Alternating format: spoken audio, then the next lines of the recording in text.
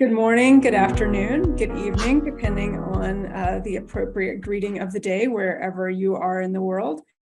I hope everyone who is joining us is doing very well this fine Monday morning. This is a construction clinic, which is only half an hour.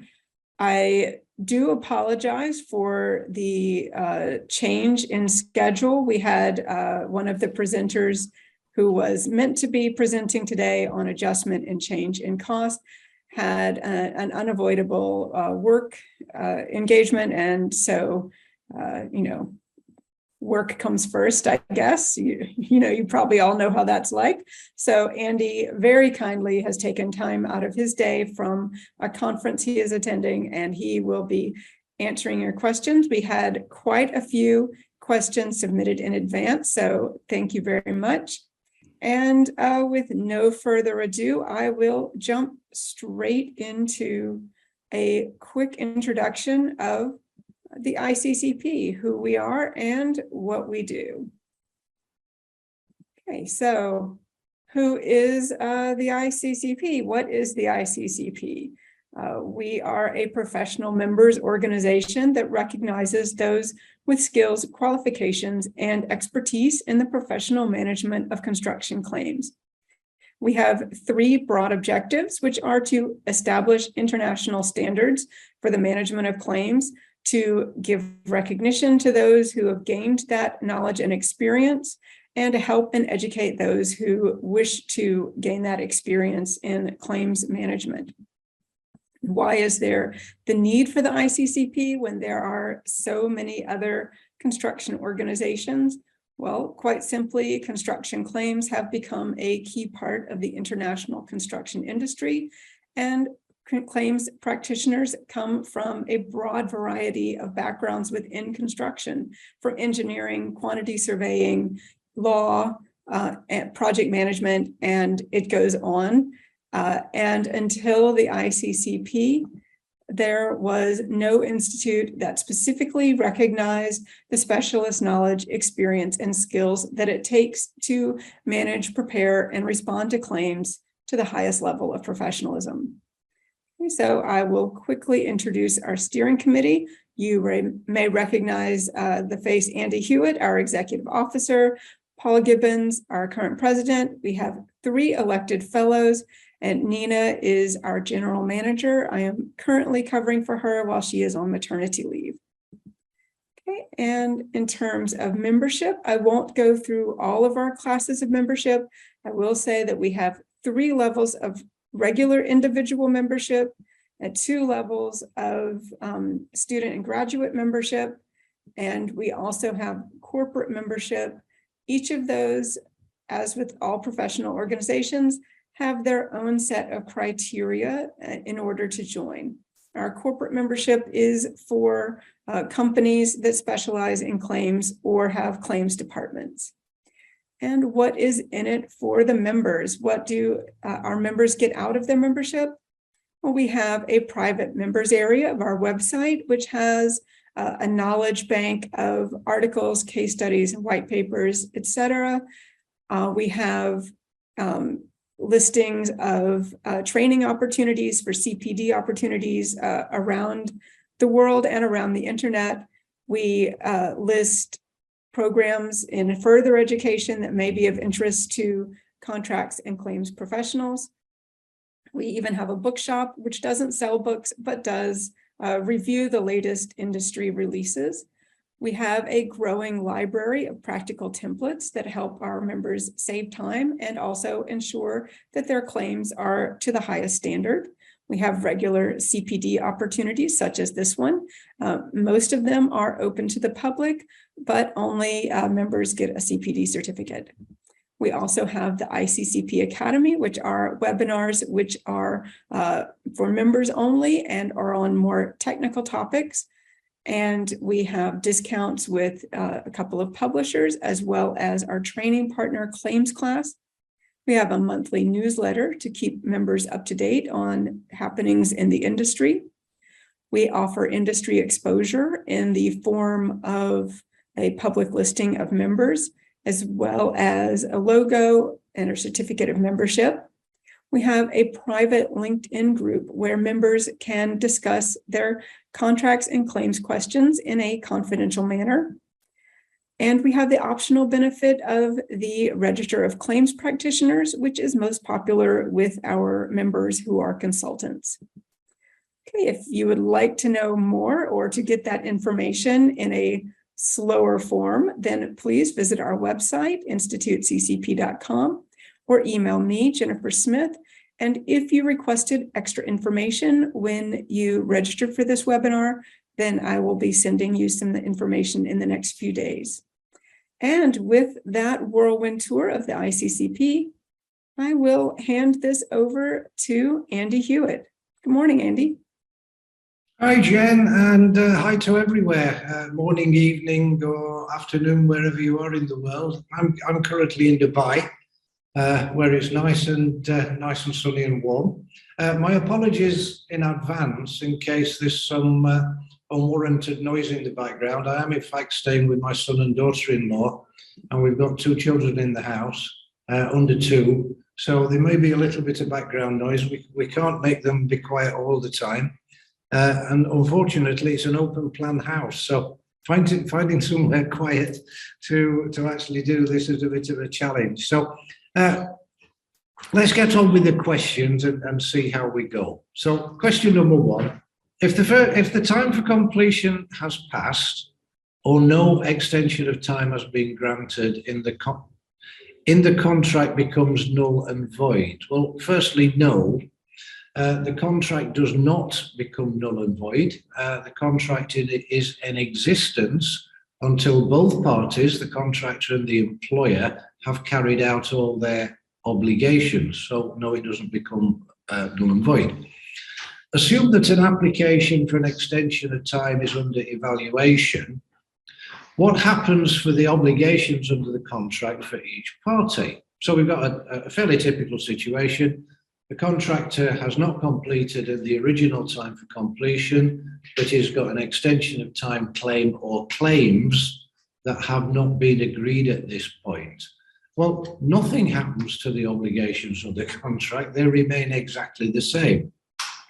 The point is that even if the time has passed, the contract time for completion has passed, there is still an obligation on the engineer to review the claim, and if an extension of time is warranted, is to make that award. And that would obviously then affect the application of delay penalties, because if we've got an original contract period of 12 months and an extension of time awarded, even after the contract period has passed, of 2 months, well, the contractor cannot have penalties applied until the expiration of the 14 months. So does the extension of time expire since the original completion date has passed? I think that should be the extension of time claim. No, it doesn't. Is there any mechanism to avoid the circumstance? Well, yes, there is. Firstly, contractors, don't wait until the end of the project to put your extension of time claim in. The test for whether you should be submitting a claim is whether you are entitled to submit a claim or not, and not, as many contractors do think, is, do I need an extension of time or not? So that's a very good way of avoiding this.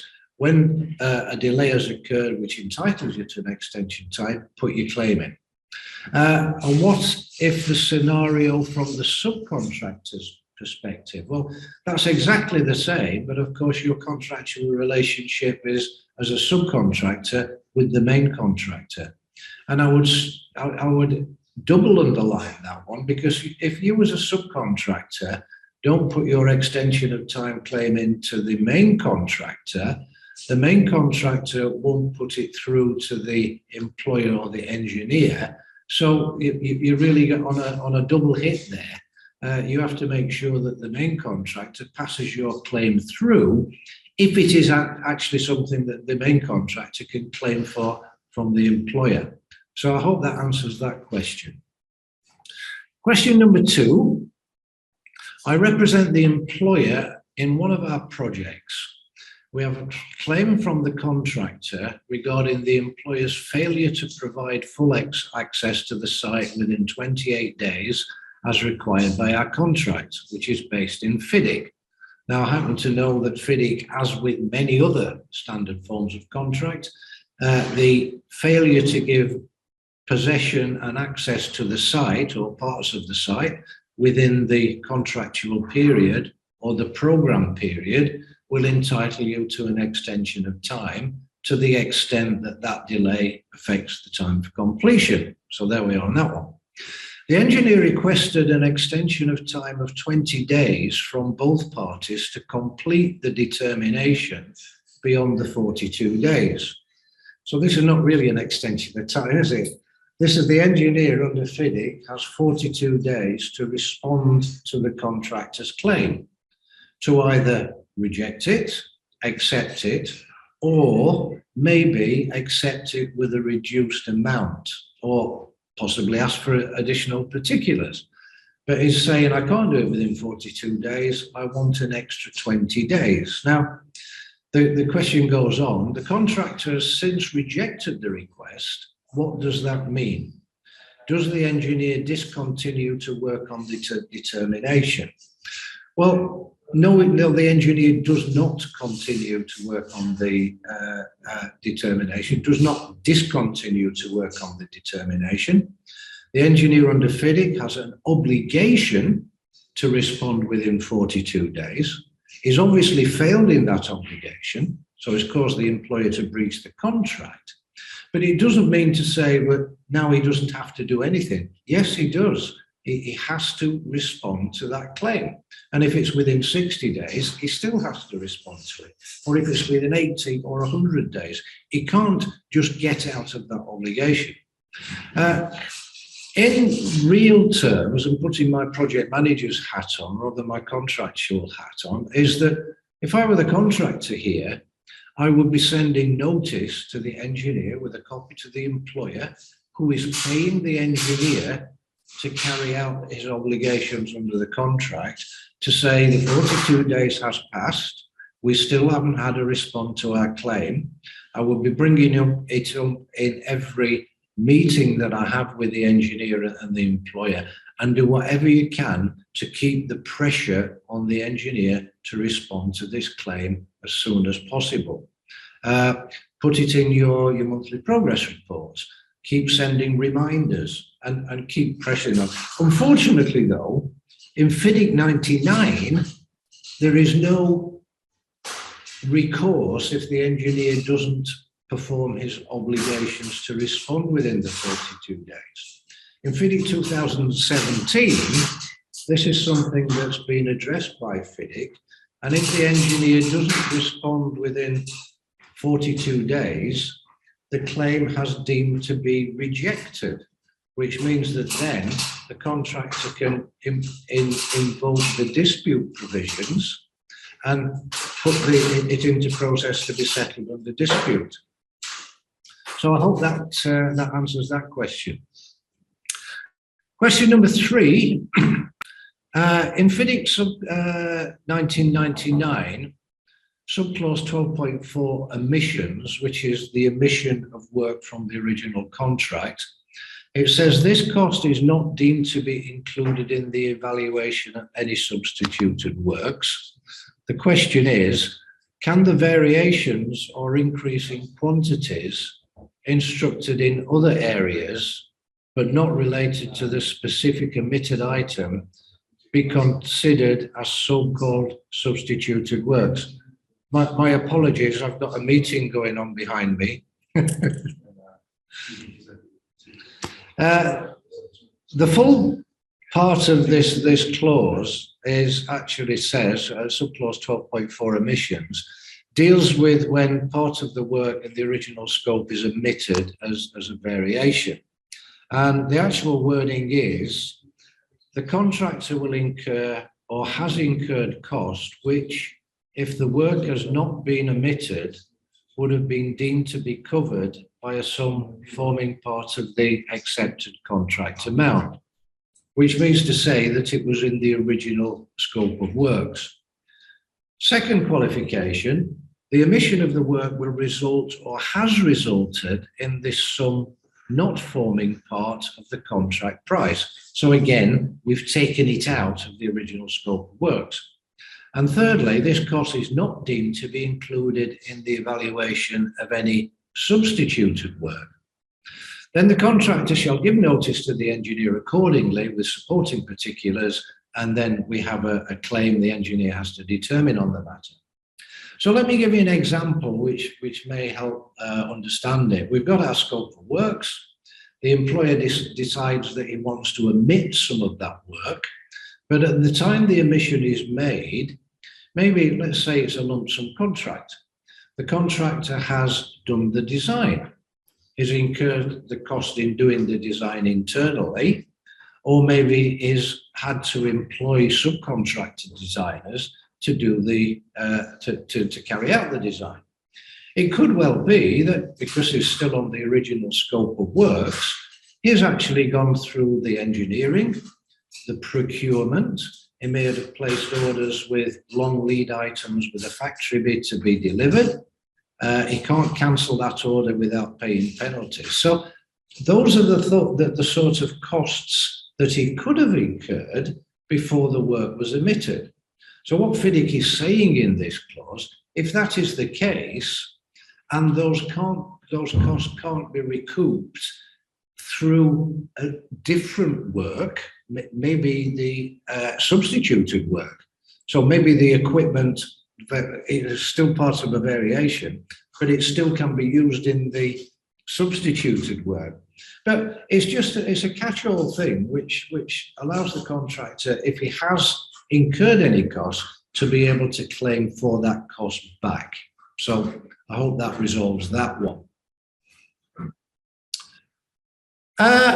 Question 4, how do we deal with unprecedented inflation in these days? This is a question that many of our clients in our consultancy business have been asking for a year plus now. When there is a price adjustment clause in existence in the contract, contractors are requesting new rates for variations, but subclause 12.3b in FIDIC 99 says to use the bill of quantities rates where applicable. We're getting confused here between the evaluation of variations, which, whether it's under a Red Book remeasurable contract or it's under a lump sum for which a variation needs to be evaluated separately to add to the contract price, we are directed whenever possible to use the contract rates and prices to evaluate the works or to evaluate the variations. So that's one clause. Another clause is for, and the questioner refers to it, price adjustment, which is a completely separate thing. Now, a price adjustment clause, and the question says it is in existence to the contract before he goes on to talk about the evaluation. For example, if I can refer to FIDIC, and other contracts will have similar provisions, clause 13.7, which is adjustments for changes in cost. And I'll quote here, if a schedule of cost indexation are not included in the contract, this subclause shall not apply. So firstly, we've got to check whether clause 13.7, adjustment for changes in cost, is applicable, if it's applicable in the contract or not. If it's not, I'm sorry, but you can't claim for any adjustments for changes in cost. If it is included, and we've got our indexes included in the contract, well, this allows for the contract price to be adjusted for increases or in fact decreases in the cost of materials, the cost of employing labour, any other increases in cost. And this is either usually done by references to locally produced cost indices compared to the indices at the time the contract was entered into. So you've got a yes or a no. Is a price adjustment clause included in your contract? If not, I'm sorry, but the risk for increases in cost remains with the contractor. if such a clause is included in your contract, the employer will reimburse you, is obligated to reimburse you for the adjustments for changes in cost, which is usually an increase, of course, in accordance with the indices. So I hope that clarifies in a couple of minutes what we've spent quite a few hours explaining to our contractor clients who ask similar questions. Question 5. This is a bespoke contract in Saudi Arabia. I have a project where I'm preparing a prolongation claim for maintaining project management resources on a design project to reflect an agreed extension of time. This is nice because most of the time we're dealing with construction projects in the construction phase. So this is where I'm assuming it's a consultant who has been employed to design something for which an extension of time has been agreed. So let's go on. The project program at inception was for the delivery of 5 largely concurrent design packages. So we're designing 5 things, presumably in some sort of development, and they're all being designed concurrently. One of the packages the client put on hold for 6 months. So effectively, we're only now designing 4/5 of the original scope until the hold's lifted. And then restarted just as the first 4 packages were being completed. The result is the time for completion has been extended by 6 months. Fine. And the project management team have been required to be maintained on the project for an extra 6 months. So by this, I'm taking it, you're actually hands-on designers. You were employed to work on these various packages. You got designers, they worked on their package. Once that package had been completed, they were redeployed or they were demobilized. But we have our project management team, the project manager, the design manager, the mechanical engineering manager, who are not just on one package, they are managing the whole team. And instead of being on the project and deployed for X number of months, they've now been obliged to be kept on the project for X number of months plus the 6 months extension of time. So you've had to employ this team for an additional 6 months. Okay, going on. Is there an argument from the client or engineer in response to a prolongation claim that due to the concurrency of the 5 packages, the project management team were still required to deliver the remaining 4 packages at 80% utilization of their time during the delay period, and that whilst the 5th package was delayed, no prolongation costs were incurred as the consultant's project management team could deliver the 5th package using the 20% retained utilization not expended during the delay period. In my opinion, that is not an argument that would be sustainable. The real facts of the situation is you had a full expectation of completing the design of 5 packages in parallel with each other. And let's just say that the original contract period for the 5 packages was 18 months. So you had to deploy your project management team for 18 months and incurred a cost for deploying them for 18 months. Because the client decided to only give you 4 packages to work on and put the 5th package on hold, does this mean that your project management team were underutilized? Well, I guess so. Theoretically, they would only be working at 80% of their efficiency. But does it mean that you can demobilize them for 20% of their time and pay them only 80% of their salary? No, it doesn't. You know, and this is not your fault as the design contractor. This is purely an event caused and responsible by the employer. So the very fact that you've got to keep these people employed and incur costs of employing them for an extra 6 months means that you are entitled unless there are any particular clauses in the contract, I would say you're definitely entitled to their cost reimbursement, probably plus profit, for the additional 6 months. The things that I would be looking at in this is, did the employer approach you when he put this fifth package on hold and say, look, your guys are going to be underutilized. Is there any way that we can cut the costs? Maybe that happened. Maybe it was possible. But did you know that the fifth package was going to be on hold for 6 months? Or maybe you were expecting it to be released next week. So you couldn't really demobilize anybody. So we've got to look at the circumstances. But I would say, in principle, that's a very good claim for your project management team. Question number 6, which is apparently from Sri Lanka.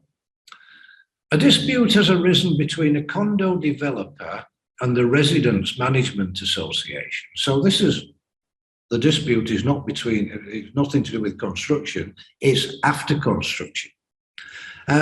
So the Residents Management Association representing the residents of a 12-storey building completed in 2015, so it's 7 years old.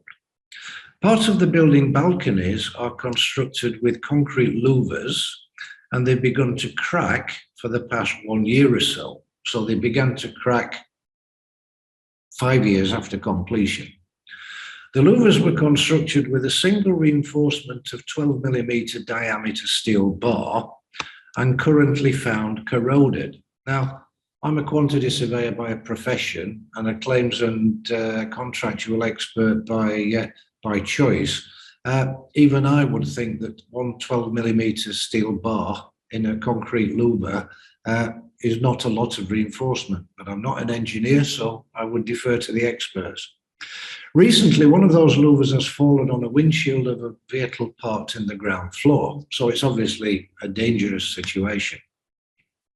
The condo developers are of the view that the defects liability period has passed and that they are no longer responsible for this, whereas the Residents Management Association is of the view that the developer is responsible for construction quality and structural elements.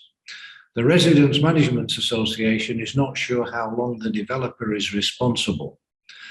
The sale and the purchase agreement between the developer and the residents is silent on the matter.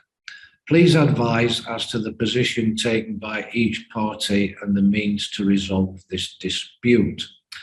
Now, I would say, what I advise anybody to do is the first place to do is look at the contract. And we've got, although the question doesn't refer to it, we've got 2 contracts here. We've got a contract between the contractor and the developer, where the contractor had an obligation to either design and build something that was fit for purpose, or to construct something to a design provided by the employer, in effect the developer, and to construct it in accordance with the specification and drawings. So the first question we've got to ask is, who is responsible for the failure? Was it the designer who designed it badly? 1 half-inch steel bar in a louver probably isn't, I don't know. Or was it the contractor that actually constructed in accordance with the design, but the design was faulty? Or was it the workmanship that was faulty? Now, that would be a matter purely between the contractor and the developer. And once the defects liability period or the defects notification period has expired, which it will have done if the project was handed over 5 years ago, the contractor has completed his obligations, unless we are in a common law, a civil law jurisdiction. I think that Sri Lanka will be in a common law jurisdiction, whereby there is a matter of decennial liability. But I don't think decennial liability, which is a matter of law, which says that every construction contract, remains liable for a period of typically 10 years, hence decennial liability. But that only covers major defects. And in a nutshell, if the structure, building, plant, whatever it is, becomes unfit for use. So whether you could say that a concrete failure on a louver means that the development, the building is unfit for use, it's the same as the toilet doesn't work. Is that covered under decennial liability? No, it isn't. It's a more of a maintenance matter. So we've got that one. So if decennial liability is part of the law, and in fact, if it is actually a matter that could be considered under this sort of liability. So then we've got the contract between the developer and the people who bought the condos. And we've got to look at that contract. And if, as the question says, the purchase agreement between the developers and residents is silent on the matter, who is responsible for defects in the construction? It's not so much as a contractual matter as a legal matter. And I think that even if the contract is silent on the matter, there should be some law in Sri Lanka that should have a bearing on this. So I'm not really in a position to advise exactly what the position is, but I would say that it's nothing to do with the contractor. His obligations have ceased. And whether it is the developer who is responsible for faulty design or faulty construction, or whether this is just a maintenance matter, I'm not honestly quite sure. So moving on to question 7. This question is about liquidated damages or delay penalties based on the FIDIC 99 Red Book and touches on subclause 8.7 delay damages and 10.2 taking over of parts of the works. And of course, the taking over, where the taking over certificate is issued, defines the end of the construction period, or the end of the time for, defines the time for completion. And it's only that time, after that time has been expired, that we can apply the delay damages. So going back to the question, subclause 8.7 states in part, however, the total amount due under this subclause shall not exceed the maximum amount of delay damages, if any, stated in the contract data. So the contract data, or the appendix to tender in the Red Book, will specify the amount per day of delay penalties and will often specify a maximum amount that can be charged under the contract. Okay. The last paragraph of subclause 10.2, which is taking over, provides in part, if a taking over certificate has been issued for part of the works other than a section, the delay damages, therefore, for completion of the remainder of the work shall be reduced. So what does this mean? Well, two types of contract. One, it can have one date for completion, where the whole of the project is taken over, and that is the date of taking over. You'll have your taking over certificate issued, and we'll make reference to that day. If it's later than the original contract completion date, plus any extensions of time, delay damages will be applicable between those 2 dates. We can have another side of contracts, a state contract, where sectional completion can be specified. So let's say we've got section A, section B, section C, and we can have delay penalties applicable to each section. So if section A is delayed by X number of days, we can have this amount of delay penalties applicable to section A. And the same applies to the other two sections, and plus, and the final one would be the taking over of section C. Now, we've also got what FIDIC says is a part of the work. So this is a part with a small p, unlike section with a large C. So it's not a defined term. And it could well happen, let's forget about sections, let's just talk about a project where there is one taking over date as a matter of contract. It could well be that the contractor is still working away, but the employer says, this part of the works is finished, I want to start using it. And FIDIC allows him to do that. So the engineer has to issue a taking over certificate for that part of the works, and the employer can now start to use that part of the works and takes over responsibility for that part of the work. So is responsible for insuring it, for maintenance, etc., etc. So what happens to the delay damages? Well, FIDIC goes on to say that if that happens, the delay damages for the remaining part of the works, if the contractor is late in handing over, the delay damages should be reduced proportionally for that, part of the work. So in a nutshell, if the employer takes 50% of the works over and the other 50% is handed over late, the delay damages can only be applied on the 50% that is late. So I hope that long-winded explanation answers the question. So let's have a look. The final part of the question is, if in the event of the contractor, for reasons solely and fully attributable to him, fails to complete and fully deliver the whole of the works in compliance with time for completion, so the 20% of the works remain outstanding as of the specified date.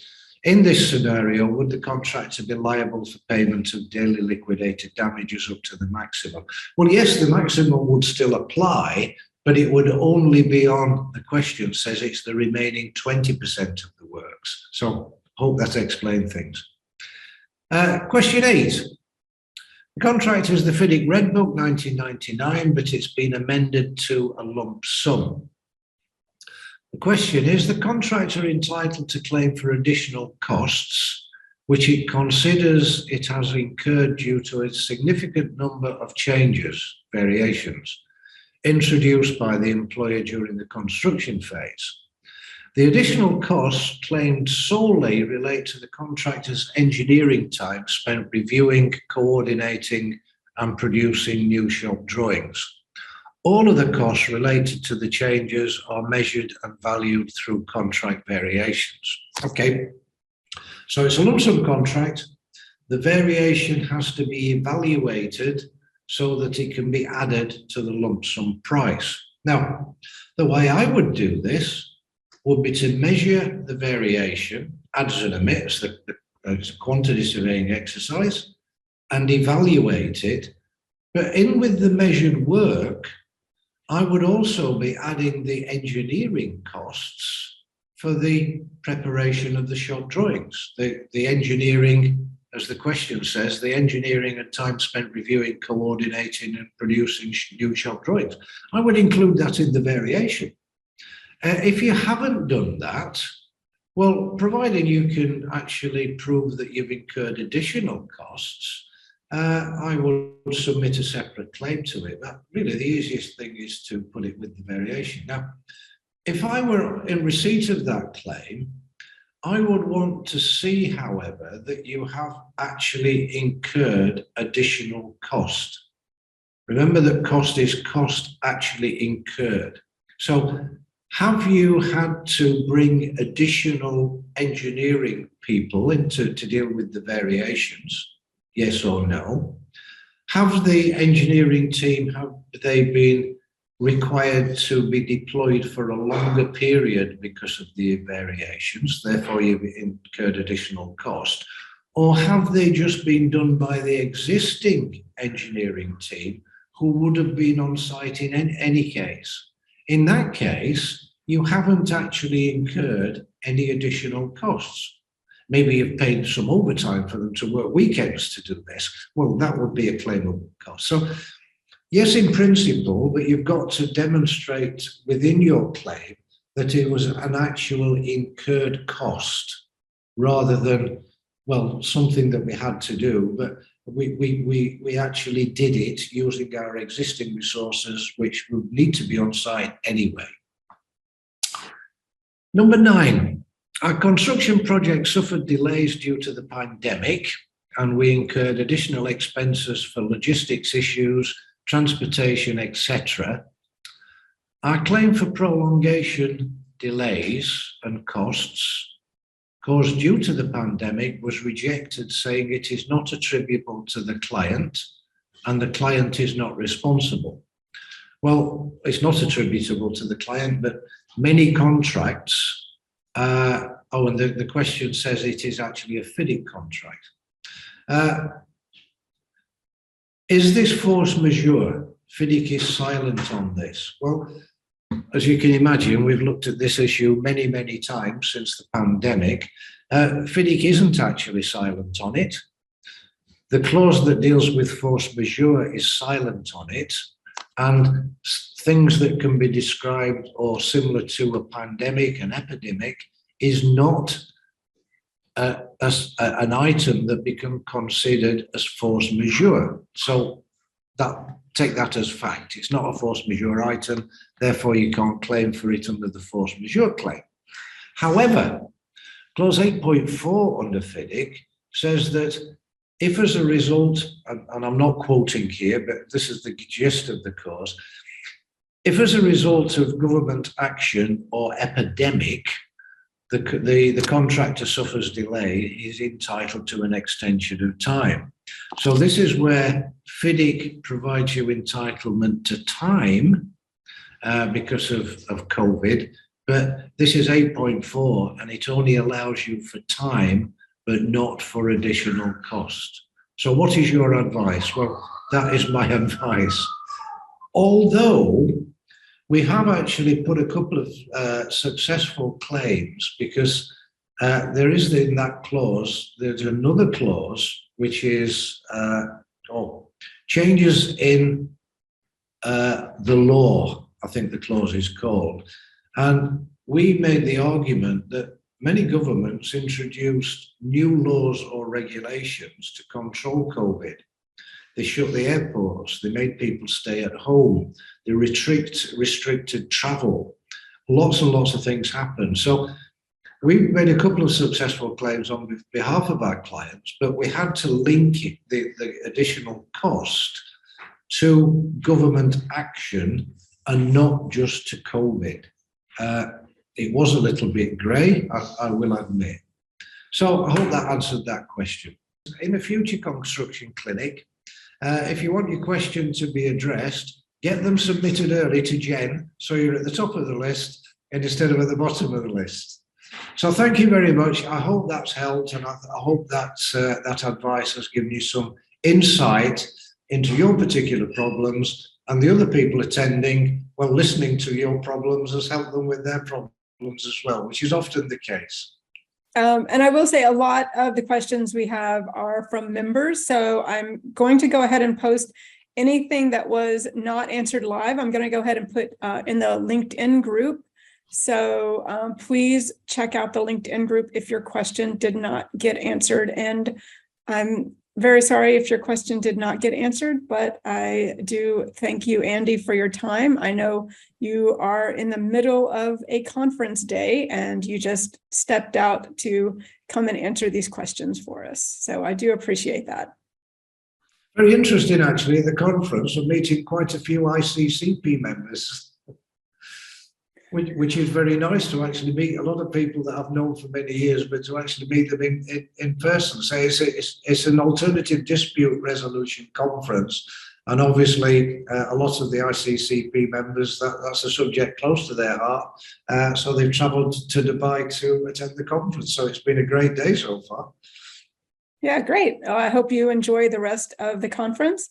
And for everyone in attendance, thank you all so much. If you are a member, I will be getting your CPD certificate out to you. If you requested additional information, I'll be getting that out to you as well to the non-members.